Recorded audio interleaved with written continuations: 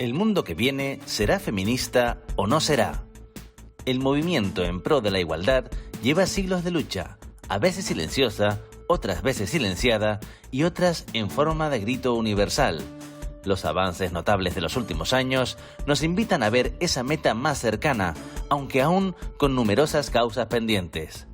Hoy nos ponemos las gafas violeta y recibimos a Herminia Fajardo y Naira Marrero, activistas feministas de dos generaciones diferentes que nos ayudarán a ver de dónde venimos y hacia dónde podemos dirigirnos. Con la historiadora de arte Ángeles Alemán buscaremos a las mujeres artistas invisibles a lo largo de la historia. Nos llenaremos de esperanza ante el futuro con la joven científica Direna Alonso, que desde Nueva York pone acento canario a la lucha contra el cáncer. Y este canto a la mujer tendrá también forma de poesía, de la mano de Tina Suárez Rojas y Tairi Muñiz. Es hora de conversar, hora de igualdad, hora de adentrarnos en el mundo que viene. We lost our green land, we lost our clean air, we lost our true wisdom, we live in despair. Qué sitio más estupendo. ¿Te gusta? Ahora venía a tomar un café. Encantado. Hombre, el café lo ponemos después. ¿Saben ya a qué ola feminista pertenecen? Herminia, ¿cuál es la tuya? Pues no, yo también la tengo clara, la tercera o la cuarta más bien. Bueno, si dices que la tercera o la cuarta, tan claro. La cuarta. ¿Y Naira, entonces? No sé, yo creo que estoy en medio de la marea. Creo que no le hemos puesto nombre. Pero, a ver, olas, haylas. Haylas, imagínate, hace 300 años que estamos en esta batalla. Mi generación nos consideramos las discípulas de distintas oleadas de mujeres, de las sufragistas, de Simone de Beauvoir, que esa sí que es nuestra madre. Digamos que somos las descendientes, nietas, hijas, hermanas y madres de distintas generaciones de mujeres que hemos estado poniendo nuestro granito de arena pequeñito, pero porque las cosas cambian.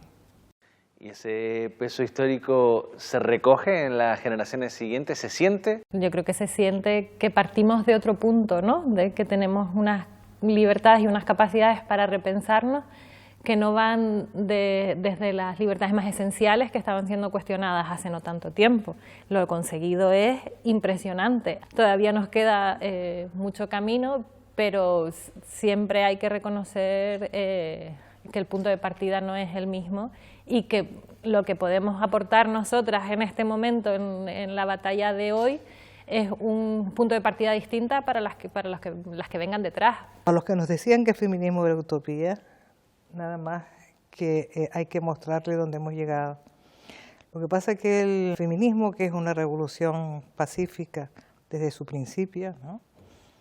Porque nunca hemos empuñado un arma para conseguir nuestros derechos, sin embargo contra nosotros sí la han empuñado y son muchas las mártires que nos tenemos detrás, pero no solo detrás, sino hoy día, porque el feminismo no estamos en el mismo nivel en todos sitios. Hay miles de mujeres en el mundo, más de 1.000 millones de mujeres en el mundo que todavía están en la Edad Media. Pero fíjate que incluso aquí en España no tratamos igual a todas las personas. Quiero decir, para mí es sangrante que hasta el otro día se estuvieran separando a las madres de sus hijos que venían en pateras. Esas situaciones dejamos que pasen en nuestro país porque pasan a otras.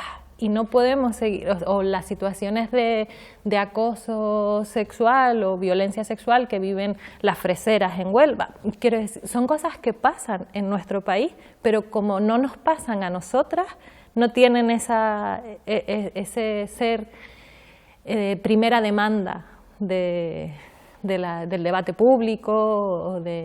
Porque a los medios de comunicación no les interesa.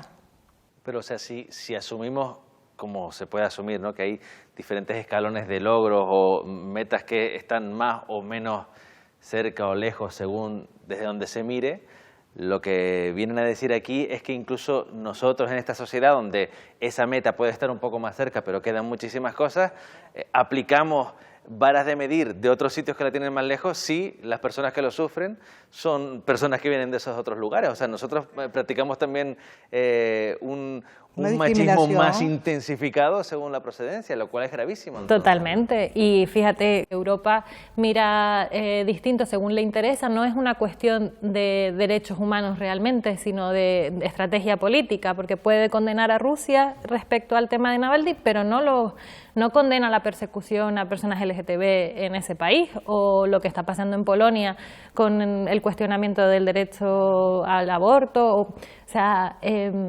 realmente somos moneda de cambio. Yo siento que los derechos de las mujeres o de las personas LGTB o las cuestiones de avances sociales pueden llegar a ser moneda de cambio cuando hay otros temas más importantes, la gran política, la economía.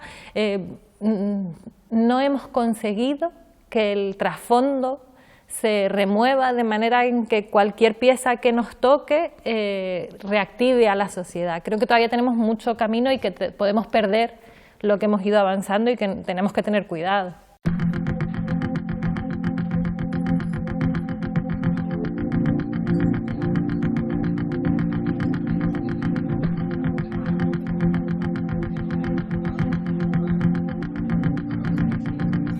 Hola, Direna. Hola, Sergio, ¿qué tal? ¿Dónde te pillo? Pues me pillas aquí al otro lado del Atlántico, en Nueva York, donde estoy trabajando desde hace unos años. Que el tiempo vuela, la verdad. La verdad que sí, estás viviendo el Nueva York pandémico, que tiene que ser así como una cosa curiosa, no sé si muy deseable, ¿no? Sí, tiene, bueno, es como un Nueva York sin turistas, tiene su lado triste obviamente porque no es el Nueva York de la cultura, del arte, de todo el movimiento, pero luego por otro lado también tiene una cosa extraña y como que parece un poco más de pueblo, la gente saca las mesas fuera a comer, a la calle, tiene una cosita así como, no sé, supongo que ver el lado bueno, pero sí, es bastante diferente. ¿Tuviste que irte para hacer el tipo de cosas que querías hacer? Sí y no. Por un lado, cuando yo me vine aquí después de acabar mi tesis doctoral, que la hice en Madrid, en el Centro Nacional de Investigaciones Oncológicas. Y por aquel entonces, es decir, que coincidía la crisis, era al final, el 2013, pues todavía ahí, la verdad es que la investigación nunca ha estado muy bien, pero por aquel entonces pues había muchos recortes. Pero en mi caso, y yo creo que es el caso de muchos también, siempre es muy apetecible tener una estancia postdoctoral en el extranjero y es algo como muy común para ampliar un poco nuestras posibilidades, aprender nuevas técnicas, otras formas de trabajar. Y nada, la única cosa es que siempre pues uno quiere ir con billete de ida y vuelta y hay veces pues solo va con el de ida, pero bueno, en mi caso estoy aquí por voluntad propia y ha sido muy enriquecedor, pero bueno, la idea es que todo lo que hemos aprendido, más todo lo que ya sabíamos de la formación que hicimos en España, pues de alguna forma que retorne con nosotros también. Eso, que algún día retorne, porque sabes que se habla de la fuga de cerebros y tu cerebro, con perdón, es uno que nos gustaría tener un poquito más cerca, ¿no? Sí, no, a mi cerebro también le gustaría tenerles más cerca, la verdad, porque sí que siempre, yo soy buena embajadora de Canarias y de España en general, pero de Canarias especialmente, y uno en la vida siempre, cuando uno se hace mayor, supongo que aprendemos que hay que elegir una cosa u otra y a veces pues quieres como poder hacer tus dos pasiones, ¿no? Trabajar en ciencia, pero también estar en tu tierra y disfrutar de todo lo bonito que tiene y contribuir también a su desarrollo más allá de lo que ya conocemos pues, del turismo y eso, que está claro que quizás en el futuro no sea la única salida, como esto no cambie también, habrá que reinventarse un poquito. Aparte de embajadora de Canarias, ¿te sientes embajadora del mundo de la ciencia y sobre todo de las mujeres en la ciencia, las mujeres en la investigación? No sé si soy embajadora, pero me gustaría, si alguien me ve así, sería un honor y mi intención si yo puedo ayudar en algo a otras personas que vienen a tomar decisiones de si dedicarse a la ciencia o no, cuáles son pues lo que uno espera, un poco cómo uno abre camino. Yo encantada de tener esas conversaciones que muchas veces en ciencia como que hablamos de nuestros resultados, pero a veces no se cuenta un poco la historia de detrás, cómo han surgido esos resultados, ¿no? Y el proceso, a veces creo que la sociedad no es tan partícipe de eso, y si los científicos y científicas de ahora podemos compartirlo, pues nada, un placer siempre.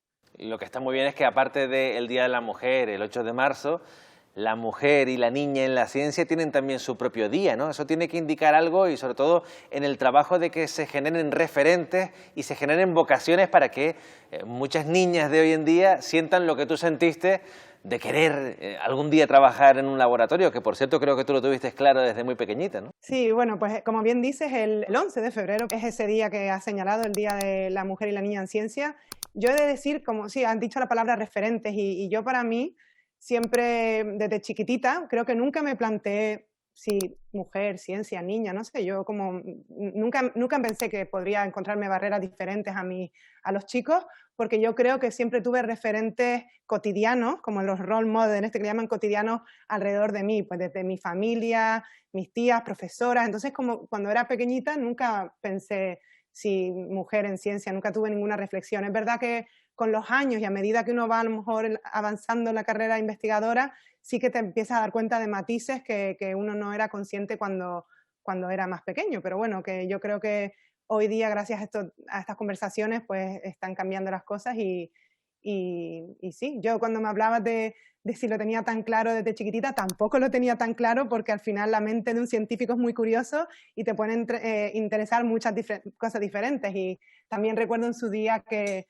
fue una decisión que poco a poco ha ido acompañándome sin yo haberlo tenido tan claro, pero como poco a poco he acabado siendo científica, pero quizás todos los niños de alguna forma son científicos también. De hecho, estamos aquí para hablar de ciencia, pero igualmente podríamos haber estado hablando de música, ¿no? Porque ese camino lo estabas ahí empezando a trazar, y no sé si lo has dejado de lado, que además creo que para ti no hay tanta diferencia entre la música y la ciencia, ¿no? Sí, es verdad. Pues cuando yo, desde los 7 años hasta los 18 o algo así, estuve muy vinculada con el mundo de la música, pues porque estaba en la Orquesta Filarmónica de Gran Canaria, en el conservatorio, y de hecho creo que, sí, como bien dices, ahora que comparo lo que es mi vida en un laboratorio con la vida de un músico en una orquesta, digo que tiene muchas similitudes, porque por un lado yo creo que son vocaciones que se hacen con pasión y que se hace desde, por gusto, con mucho trabajo, pero es algo como muy vocacional. Son las dos vocaciones muy creativas. Creo que a veces a los científicos uno piensa que estamos midiendo cosas y un poco algo más de números, pero al fin y al cabo tienes que estar imaginando, tienes que estar pensando formas, tienes que ser muy creativo, y eso es algo que también creo que tiene mucho en común con las artes. Es muy internacional, y se trabaja en equipo también, en un laboratorio es como una orquesta, pues hay gente de todo el mundo y cada uno tiene un papel individual, pero que la suma de todas esas partes son más grandes que el todo, como una orquesta, yo creo. Y no sé, creo que también el ambientillo de la gente que se dedica a ciencia o música quizás tenga muchas cosas en común, son gente muy interesante en muchos otros aspectos, además de su día a día profesional, con muchos hobbies, con muchas inquietudes. Una mujer anda suelta, se echa a la calle y derriba la noche. Bebe el alquitrán a lengüetazos indómitos de fiera desamada. Zamarrea el asfalto, despedaza enamorado, frecuenta tentaciones, depreda voluntades. Animal rabiando en pos de la ternura. Una mujer muerde las carnes por instinto de amor. Aunque tú me has echado en el abandono, aunque ya has muerto todas mis ilusiones, en vez de maldecirte con justo encono, en mis sueños te colmo, en mis sueños te colmo de bendiciones. Hola Ángeles. Hola Sergio, ¿qué tal? Encantado de tenerte por aquí. Igual te digo. A ver si me resuelves un misterio, porque tú lanzabas la pregunta en una conferencia reciente, decías, ¿dónde están las mujeres en la historia del arte? Mujeres artistas. Exacto. Te la reboto, ¿dónde están?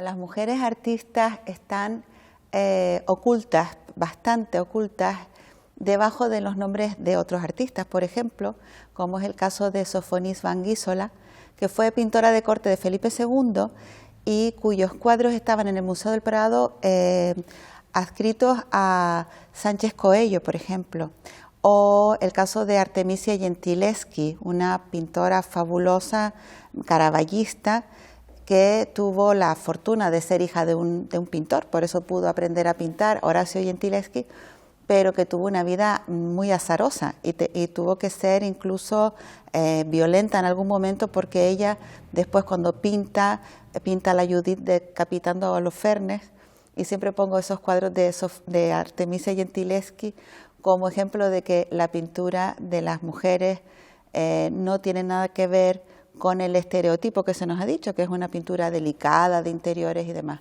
Son pinturas magníficas las de Artemisia Gentileschi y son además muy dramáticas. ¿Cuál ha sido el problema de ese desconocimiento de las mujeres artistas?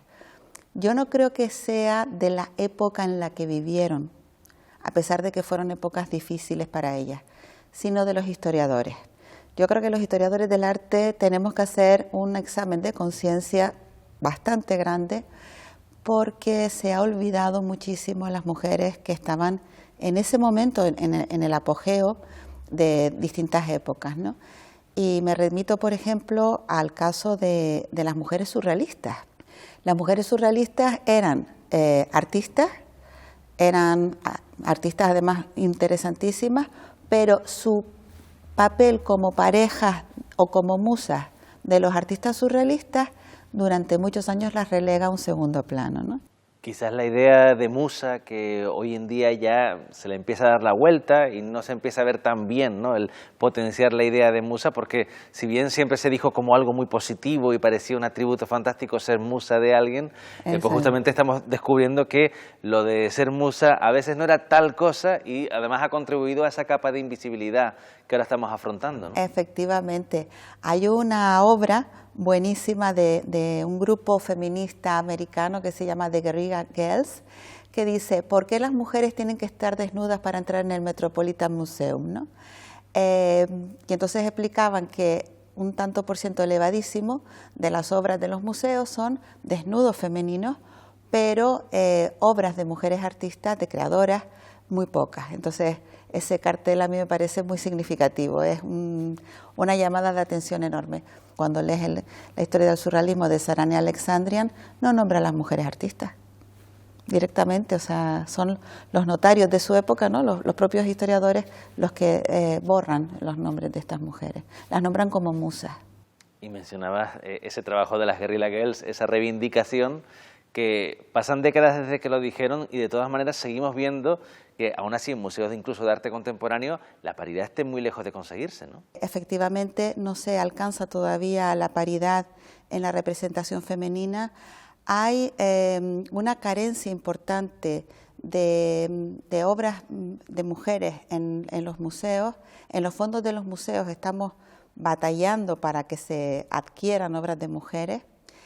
Y ahora mismo, por ejemplo, yo creo que es verdad que se tiene mucho cuidado, afortunadamente, cada vez más, porque se aplica la legislación vigente, en hacer exposiciones temporales con una paridad de mujeres y de hombres artistas, ¿no? Eso va camino de solucionarse, pero bueno, es un camino que hay que recorrer. Pero sí quiero comentar una cosa, porque hay una confusión que yo creo que es un problema que hay que más de fondo, y es lo que plantea, por ejemplo, la exposición de invitadas del Museo del Prado. Tiene una confusión enorme porque no parte de una visión de género.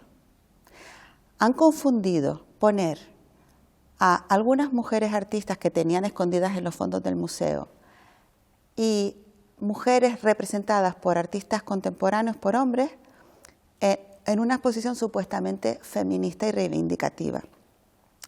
Y es una posición que no solamente no es feminista, sino que además no es reivindicativa, porque lo que hace es colocar el papel equívoco con el que se representaba a la mujer en esa época. Por no hablar de que lo que se tiene que conseguir no es que la mujer esté invitada a estar un tiempito en un museo, sino que la mujer sea residente en los museos. Tiene que ser ¿no? residente, efectivamente. Tiene que ser, igual que los artistas masculinos, tiene que ser considerada como sus pares. Hay muchísimas obras en los fondos del Museo del Prado. Yo sé que es un museo que además, y eso también lo intentamos explicar, ¿no? Es un museo que tiene las obras más famosas de la historia del arte prácticamente en sus paredes. Es decir, nadie pide, por favor, que descuelguen las Meninas, ni las obras de Goya, ni nada por el estilo. Pero sí es verdad que deben hacer un hueco y además hacerlo adecuadamente y correctamente a las creadoras que tienen en sus fondos. Es una polémica que está ahora muy en el aire y muy en el momento, y yo creo que hay que aprovechar para eso, para decir, oye, que no se trata de colocar a las mujeres como invitadas, no se trata de colocar cuadros que representan a mujeres, se trata de, vamos a estudiar quiénes eran las mujeres que estaban en ese momento pintando, quiénes eran esas pintoras o escultoras maravillosas, ¿no? Y hay que buscar la fórmula para, digamos, volverlas a situar en el sitio que les corresponde.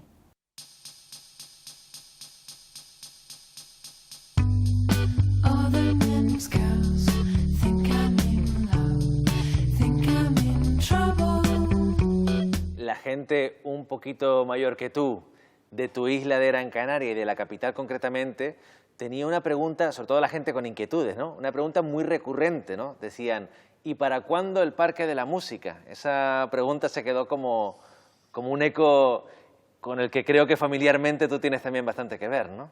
Oh, sí, sí, sí. Bueno, yo, obviamente el Parque de la Música es algo que yo vi desde chiquitita porque mi padre fue uno de los que ideó este concepto como un espacio necesario para la ciudadanía, para poder desarrollar su talento. Y sí que mi padre, cuando estaba imaginando ese lugar, que yo recuerdo pensando, pero eso es muy difícil, papá, ahora están todo el mundo quiere pues hoteles y tal, y siempre me decía, Irene, hasta lo imposible es posible intentarlo.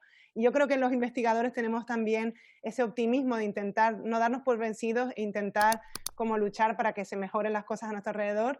Y sí que para mí, mi padre en este sentido fue un referente y yo creo que ese espíritu optimista y de contribuir a la sociedad es algo que espero, me ha acompañado siempre y espero seguir desarrollando, la verdad que sí. Y ahora yo espero también que ese parque no se quede en el olvido, porque creo que si la pandemia nos ha enseñado algo es que necesitamos esos espacios al aire libre y ojalá en un futuro pues eso sea una prioridad, porque creo que nos influye a la salud mental y física de todos. Me ha encantado esa frase de tu padre de hasta lo imposible es posible intentarlo, y eso me lleva a hablar de la lucha en la que tú estás, ¿no? La gran lucha universal contra el cáncer. Es posible intentarlo y es posible ganar más batallas, que sé que se ganan casi que día a día y tú has estado en algunas de ellas, ¿no? Pero ¿la gran batalla la acabaremos ganando? Claro, es que la pregunta no es la gran batalla. Yo creo que es que en el cáncer hay muchas batallas, todas diferentes, y para ganarlas hay que tener estrategia y ver cuál es nuestro enemigo, cuáles son sus puntos flacos, y el de cada paciente es diferente. Y yo creo que ahora ahí está haciendo esa transición en el mundo de la clínica también y de la investigación del cáncer, de ir a los detalles y no pensar en el cáncer como un ente único, sino hay muchos subtipos, muchos diferentes, y encontrando esos detalles creo que podemos ganarle la batalla de forma más efectiva. Creo que hay muchos avances, pero aún queda mucho por hacer y en esto estamos aquí, yo y muchos y muchas de nosotros.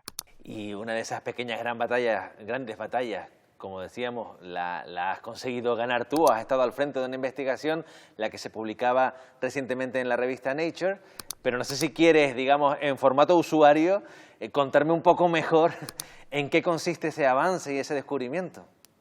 Sí, pues el avance, muy resumidamente, yo creo que uno de los retos pendientes que tenemos para tratar el cáncer mejor es intentar diagnosticarlo y tratarlo antes. Entonces, en lo que nos hemos enfocado en este trabajo en concreto ha sido abrir una ventanita a entender las fases más tempranas de cómo una célula normal de tu cuerpo empieza a alterarse, se convierte en premaligna y con el tiempo ya en agresiva maligna.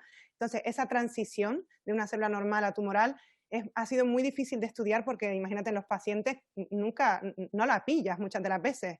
Y además es complejo porque aunque siempre ya se sabe, está muy establecido, que un cáncer es una enfermedad que resulta de mutaciones genéticas en nuestro ADN, es un proceso mucho más complejo. No solo basta tener mutaciones, sino que hay muchas señales del entorno de las células en nuestro organismo, señales de inflamación, cómo interaccionan con las células inmunitarias, y todo ese conjunto, junto con la genética, es lo que prende el cáncer. Entonces, lo que nosotros hemos hecho en este trabajo es intentar entender a nivel molecular cuáles son esas alteraciones que tiene la célula tan temprana, y lo que hemos encontrado, curiosamente, es que en esas fases tempranas no ha dado tiempo a que el tumor acumule muchas mutaciones en su ADN, pero lo que sí la diferencia de las células normales es cómo el ADN en sí se estructura, se organiza en 3D.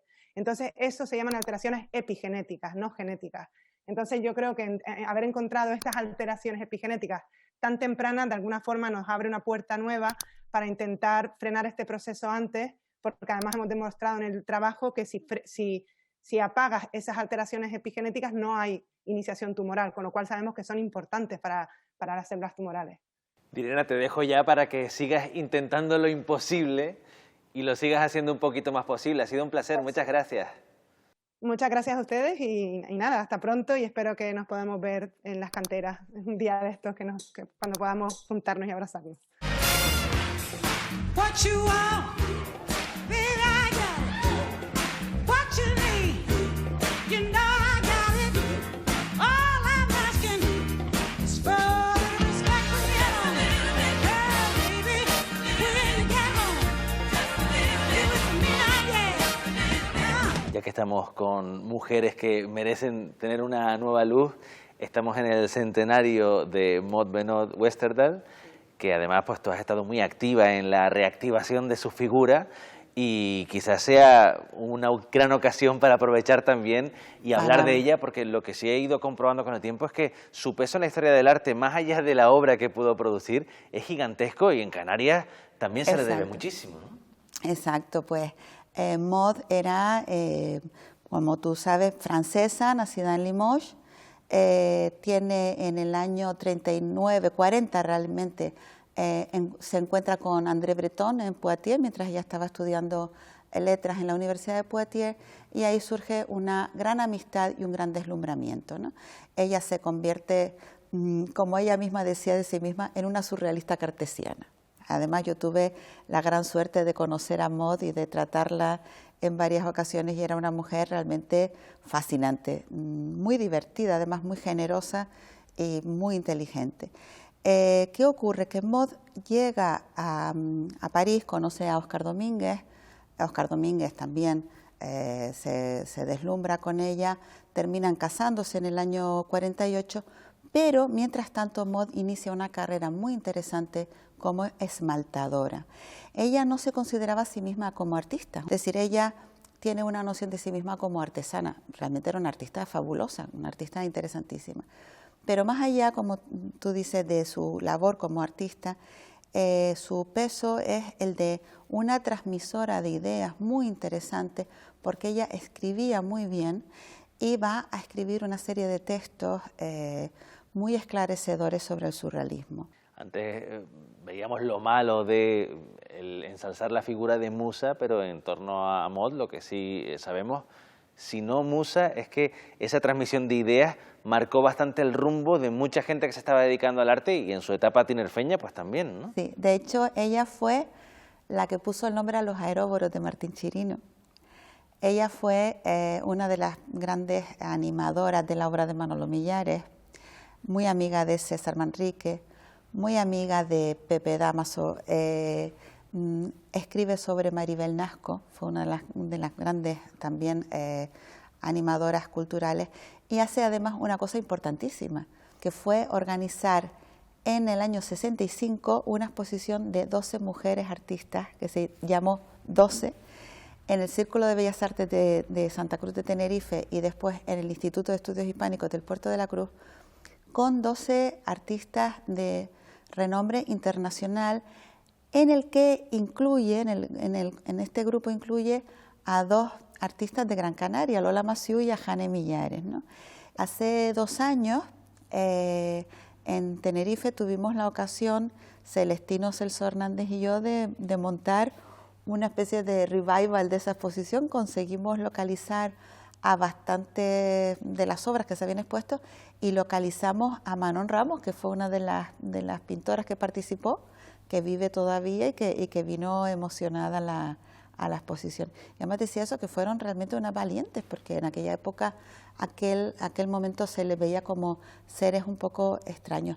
Pero, a pesar de eso, también tengo que decir que en Las Palmas hubo otra cosa importantísima que no debemos olvidar, que fue la revista Mujeres en la Isla, y que coincide en el tiempo con ese, digamos, resurgir o surgir de figuras femeninas importantes, ¿no? Hay una serie de creadoras realmente fascinantes en esa época y incluso de críticas de arte o de periodistas que son realmente figuras a rescatar. Aprovechando que estamos aquí para reivindicar la figura de la mujer en muchos aspectos y en el artístico en tu caso, pero también para vislumbrar el mundo que viene, ¿cómo ves justamente lo que viene en cuanto a el trabajo para visibilizar a la mujer en el arte? Bueno, yo pienso, parafraseando a André Breton, que el futuro será feminista o no será. O sea, eso está claro. El paso atrás que se pueda dar será siempre negativo. Hay que luchar para que las mujeres tengamos el sitio que nos corresponde en todas las facetas de la vida, y desde luego en el arte hay que luchar para hacerlas visibles. En el caso de las artistas contemporáneas, afortunadamente ya he tenido además la suerte de trabajar con muchas artistas actuales, tienen muy claro cuál es su puesto y además suelen, en general, son todas mujeres con una visión clarísima de su postura en el mundo, ¿no? Tenemos que estar siempre vigilantes, enseñar. Desde mi papel de profesora tengo la suerte de que tengo una tribuna en la que puedo ir lidiando todos los días con este tema y procurar llegar, pues eso, a los institutos, a los colegios también, porque hay niñas que necesitan saber que hay modelos femeninos importantes para que eso las anime después a seguir un camino, ¿no? A seguir su camino. Pues muchas gracias, Ángeles, por enseñarnos todos estos caminos. Gracias, Sergio, es un placer de verdad. Muchísimas gracias. Hola, buenas tardes. Soy Tairi Muñiz Pérez y este poema se llama Pequeña autobiografía que no habla de mí. Soy la versión libre, exaltada y desnuda de todo mi legado genético. Sucedo, bailando a oscuras, a la mujer que luchó por ser ella misma y al hombre que no supo contarse a los otros, a la pareja que se conoció llevando comida a la cárcel a sus padres y a los que se enamoraron yendo a cultivar tomates, al minero anarquista que acabó en Canarias por suerte y al ama de casa que abría su salón a reuniones clandestinas de izquierda, al soldado perdido en combate que volvió cuando se le creía muerto y disparaba en el cerro a los traidores del orden, a la campesina que se hizo cargo de 8 hermanos desde su infancia y analfabeta se dijo republicana, al hijo bastardo y renegado del patrón al que le fue denegado el bautismo y a la mujer que tuvo el valor de casarlo. A todas y a todos los que me preceden, a las mujeres que llevo en mi ADN porque fueron violadas y parieron, y a aquellos cuya historia no sería digna de mi orgullo, a esos también los llevo. A todas cuyo nombre no llegó a mí y ya no llegará nunca, y sin embargo retengo en mi raíz su corriente. Este 8 de marzo tan extraño en el que no podemos sumarnos a las marchas multitudinarias de otros debido a la crisis sanitaria, me encantaría que ese sentimiento de igualdad, dignidad y justicia que nos ha acompañado los otros años se quede con nosotras y con nosotros ya para siempre. Buen día de lucha, buen 8M. Muchas gracias.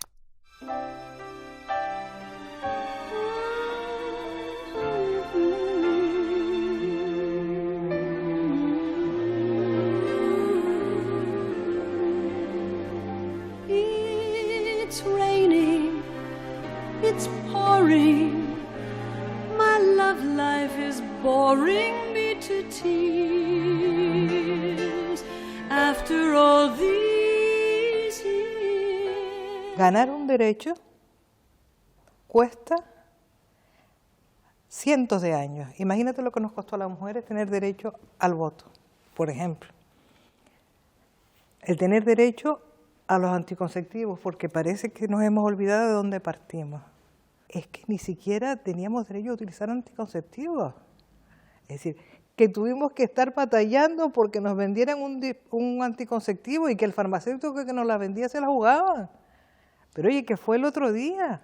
Quizás ahora, Naira, las batallas son menos tangibles que eso, es decir, a veces ya no hay que batallar, evidentemente hay cosas que se pueden decir con todas las letras, pero ya no es algo tan claro como decir es que no nos dejan acceder a los anticonceptivos, pero sí que hay una barrera un poco más abstracta, indefinida, que tiene que ver con comportamientos insertados en la sociedad, que es ahora lo que toca y a lo mejor por eso es más complicada también de claro, abrir esa barrera. Yo diría que hay cosas como muy básicas, que por eso decía que nuestro punto de partida es otro. O sea, yo nunca me he visto teniendo que pelear por un anticonceptivo, yo tuve acceso a para tener una sexualidad un poco más libre. Que todavía para liberalizar la sexualidad nos queda batalla ahí infinita, ¿no? Pero sí que a lo mejor son cosas menos tangibles, pero porque al tener eso cubierto queremos cambios profundos en la sociedad. Por eso hablamos, ¿no?, de ese patriarcado que es como una cosa inmensa si tú no la quieres ver, ¿no?, y de ponerte las gafas violetas y reconocerlo en tantos espacios. Es una batalla más cultural, a lo mejor también, pero que también tiene cosas concretas que se ven y que son tangibles, como nos pasó en Pamplona, ¿no?, con la niña a la que violaron estos hombres, y que sí que pudimos a lo mejor reconocer esa misma situación hace unos años, no hubiera sido tratada igual, ni siquiera por las propias mujeres. La calle es nuestra y eso lo tienen que tener claro, quiero decir, no vamos a dar ni un paso atrás. Lo que pasa es que ante el logro, ¿no?, de saber que el peligro ha incitado el que se levanten esas voces, hay luego dos opciones. Una, o el dormirse en los laureles, y la otra sería el aprovechar ese empujón para, ya que estamos, seguir empujando. Eso es lo que hay que intentar ahora, ¿no? 300 años sin dormirnos en los laureles, es más paso a paso, pasito a pasito, como la canción esa, poquito a poquito. No te veía yo culminando la lucha feminista con un reggaetón, Herminia, pero me parece bien, ¿eh? Mi niño, aquí hay que utilizar todos los medios. Si no se puede bailar, no es nuestra revolución. Claro. Mira, lo hemos hecho riendo, bailando y con sentido del humor. Y tragándonos las lágrimas cuando había que tragárselas. Sí, hincando el codo, o sea, ha habido de todo tipo de estrategias para alcanzar el momento en el que estamos. Por eso decía que yo me encuentro más que en una ola, en una marea, porque desde diferentes lugares hay mucha gente empujando y creo que somos más las que no vamos a renunciar que las que se podrían frenar. Yo me encuentro tranquila, veo a la gente joven. Es verdad que dicen que se replica muchísimo machismo en la juventud, pero también creo que hay muchas mujeres jóvenes más conscientes que nunca de lo que es el feminismo y de su potencial, más empoderadas que nunca, con más referentes que nunca. Creo que hay esperanza. No, por supuesto. Hay esperanza y hay utopía y hay futuro. ¿No lo ves? Hay futuro.